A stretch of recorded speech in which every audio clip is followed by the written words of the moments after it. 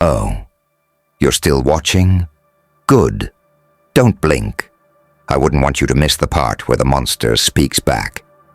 You see, I've always found it fascinating. The way people stare at things they don't understand, like a child poking a hornet's nest. Curious until it stings. They studied me.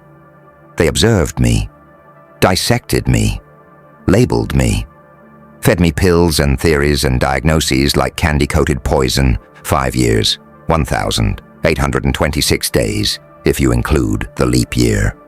But who's counting? I was. They sat behind glass walls, scribbling notes while pretending not to flinch.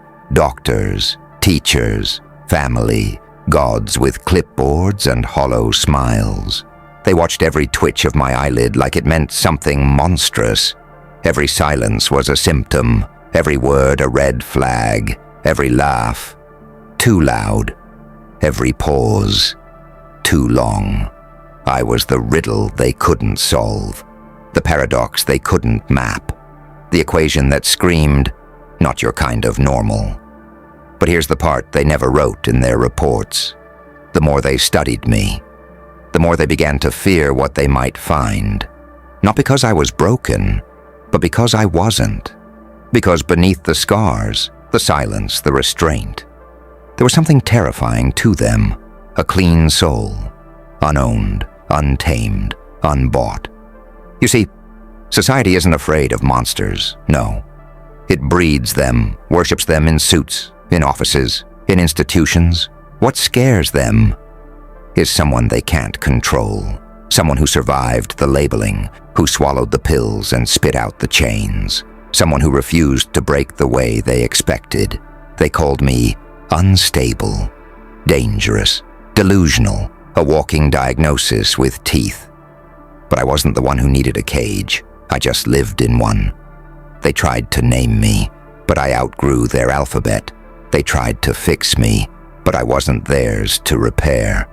I stayed still while they poked and prodded. I played along with their mind games, quiet, smiling, letting them feel clever. Because that's the secret, isn't it? Silence isn't surrender. It's study. While they analyzed me like a patient under glass, I memorized every weakness behind their eyes. They asked me why I laughed. They said my grin was inappropriate, my voice too calm, my emotions flattened. But what they never saw was the war I fought in silence. The restraint it took not to burn the whole lab down. The power it took not to scream, not to give them the reaction they craved. Do you know what real strength is? It's sitting quietly in the face of injustice, smiling while being dissected, and knowing, deep down, they're the ones who should be afraid. Because as they dug through my mind, looking for pathology, what they found instead was reflection, their own fear, projected onto me, painted in Rorschach blotches and medical jargon.